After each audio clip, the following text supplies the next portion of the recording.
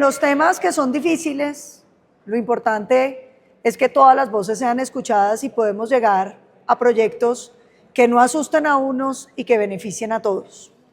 Yo creo que hay que celebrar que hayamos logrado excluir los temas comerciales, los temas de familia, los temas mineroenergéticos y parcialmente los ambientales. Creo que está muy bien que hayamos desistido de los mecanismos de expropiación vía administrativa, que eran la famosa expropiación agraria, doctor de la Calle, que claro que generaba pánico entre los colombianos, porque en un proceso donde usted no tiene garantías, le iban a estar expropiando y usted tenía que ir a la jurisdicción para que muchos años después le dijeran que tenía la razón.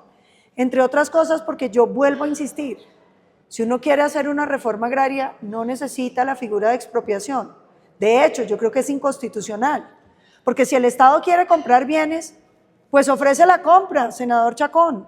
Y si usted le quiere vender, le vende, y si no quiere, pues el Estado tiene que buscar otra finca que sí le venga para entregarla. Pero no puede ser que el Estado decida que hay unos colombianos que tienen derecho a la propiedad y otros colombianos que no la tienen. Entonces yo creo que estos son los temas sobre los cuales tenemos que hablar, ministra, y yo creo que usted nos dio la posibilidad de llegar a acuerdos. Yo celebro mucho que se haya tenido en cuenta lo que yo propuse.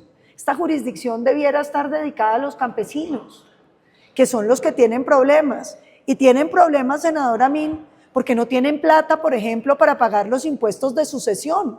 Entonces se muere un campesino y va a heredar la tierra y tienen que pagar 10 o 15 millones o 30 millones por la sucesión y no tienen con qué pagarlo. Y por eso la propiedad en Colombia se ha ido quedando en ese limbo donde los campesinos más pobres no son propietarios de nada.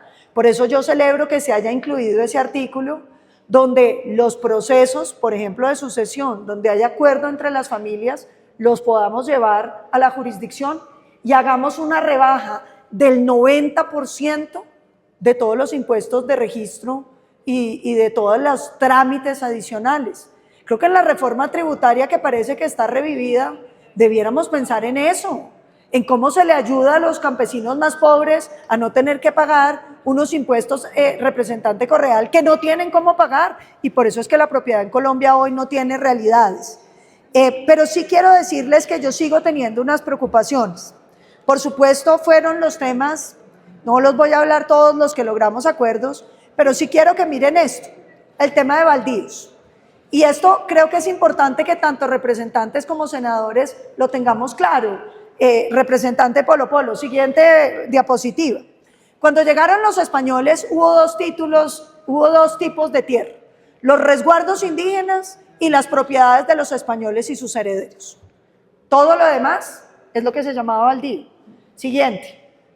Entonces, cuando vino la independencia, esos dos títulos, los que eran, digamos, españoles y resguardos, se mantuvieron, pero todo lo demás quedó en un título que se llamaba baldío.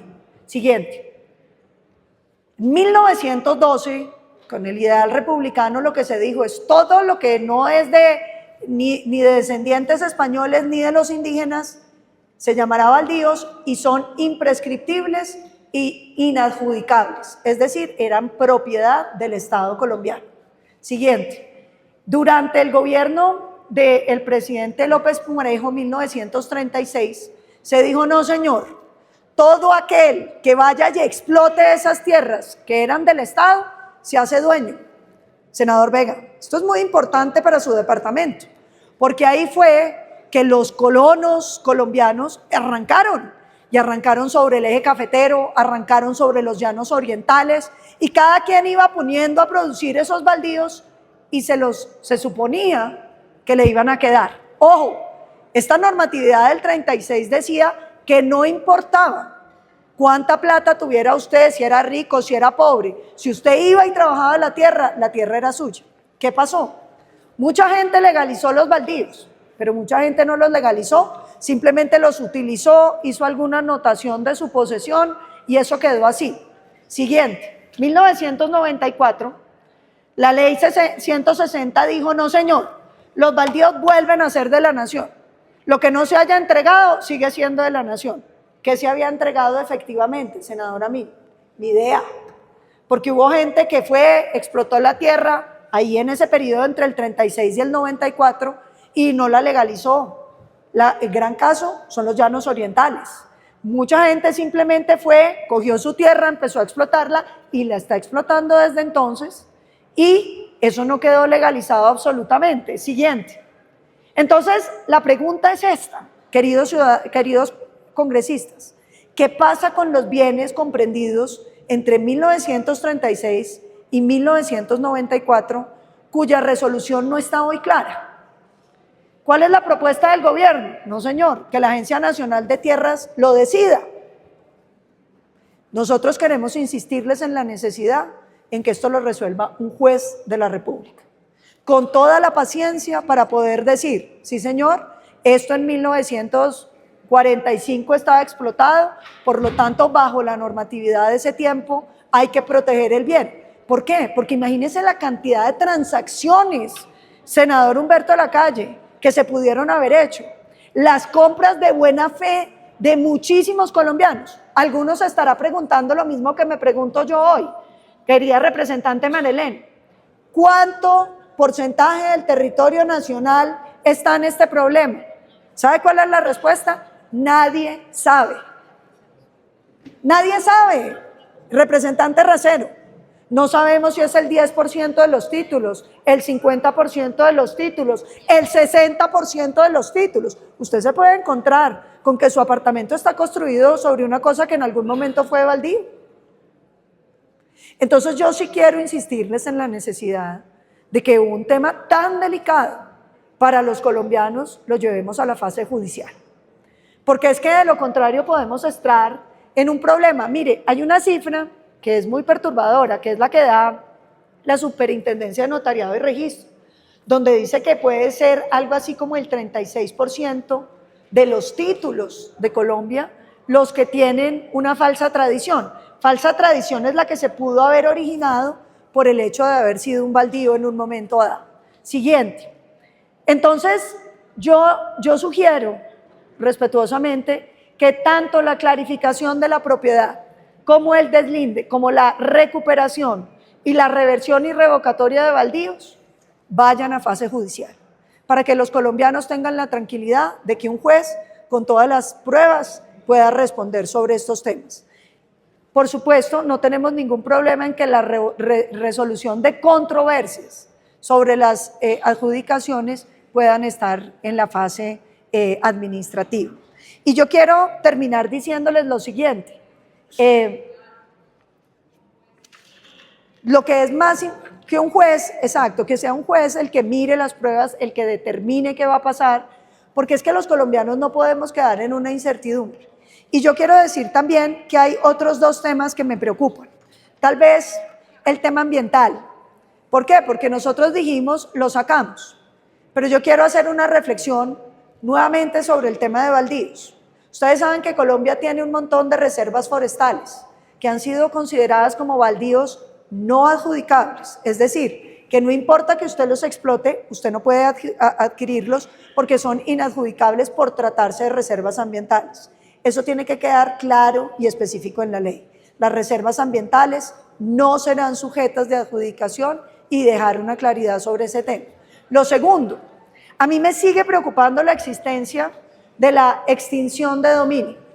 Ustedes han oído de la extinción de dominio porque era lo que se le hacía a todos los narcotraficantes que tenían fincas, o bienes, o apartamentos, o casas en Cali, senadora María Fernanda. Y entonces lo que decíamos es, como el origen de la propiedad está viciado por la comisión de un delito, el Estado se lo puede quitar sin indemnización. Pero ha habido leyes que han tratado de ampliar esa extinción de dominio, que es una expropiación sin indemnización, a la utilización de la tierra y a los daños ambientales. Eso a todas luces es inconstitucional y genera unos problemas muy grandes. Entre otras cosas, doctor Humberto, ¿qué pasa si hay un proceso agrario por daños ambientales con vías a la extinción de dominio y las autoridades ambientales dicen, ahí no hubo daño ambiental? ¿Qué prima? Creo que tenemos que ser muy claros. Primero, en que la extinción no debiera ocurrir, sino por razones de delito. Pero segundo, senadora Min, que primen las decisiones de las autoridades ambientales. Porque es que de lo contrario, usted está quitándole las competencias a las corporaciones, al Ministerio de Ambiente, porque se las está entregando a los jueces agrarios. Un tema que es muy delicado, y es cómo se tasan los bosques. Yo no sé si ustedes saben esto, pero hoy cuando el Estado compra una finca, lo veo mucho en el Cauca, pagan a un precio la tierra y a la mitad lo que está en bosque. Entonces, cada vez que alguien le va a vender al Estado, lo primero que hacen es contratar una cuadrilla para talar el bosque para que se lo paguen a un precio justo. Entonces yo creo que aquí tenemos que defender la conservación ambiental y lo tenemos que hacer generando incentivos para la protección de los bosques y de los canales de agua, porque de lo contrario, cuando empiecen las compras lo que vamos a hacer es obligar a que se tale todo. Y finalmente, un tema que me parece que es fundamental.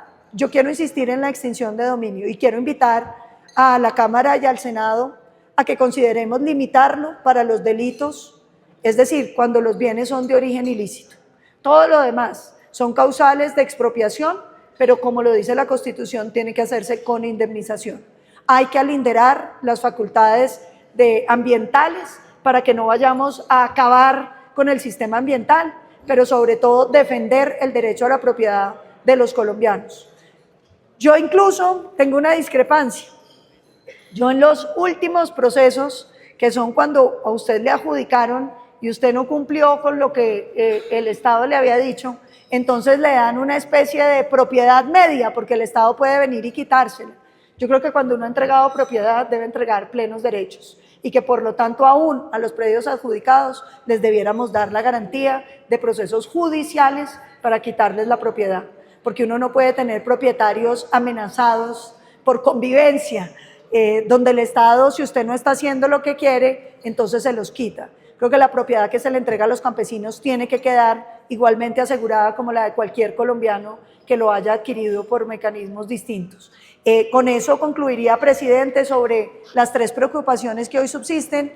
Agradecerle a los ponentes que nos han permitido este debate, a la señora ministra y sus funcionarios, porque yo sí creo que los colombianos somos capaces de ponernos de acuerdo, si somos capaces de entender los miedos y las diferencias que cada uno tiene, podemos lograr textos que nos recojan a todos. Muchísimas gracias.